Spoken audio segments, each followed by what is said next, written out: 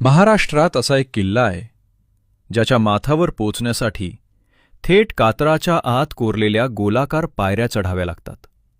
अशी रचना असलेला हा दुर्ग संपूर्ण सह्याद्रीत फारच दुर्मिळ आहे. हा आहे किल्ले कोथळीगड. रायगड जिल्ह्यातील कर्जत तालुक्यात पेठ गावाजवळ वसलेला हा दुर्ग पेठचा किल्ला म्हणूनही ओळखला जातो.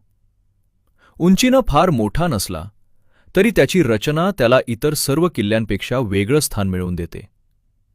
इतिहासात हा किल्ला भोर घाट आणि कोकणात जाणाऱ्या प्राचीन व्यापारी मार्गांवर लक्ष ठेवण्यासाठी वापरला जात होता. गडाची खरी ओळख म्हणजे त्याच्या माथ्यावर जाणाऱ्या कातरात कोरलेल्या अरुंद गोलाकार पायऱ्या. गडावर पाण्याच्या टाक्या, गुहा आणि छोटंसं मंदिरही आहे. इतिहासकारांच्या मते छत्रपती शिवाजी महाराजांच्या काळात या किल्ल्याचा उपयोग टेहळणीसाठी आणि संदेशवहनासाठी केला जात असे.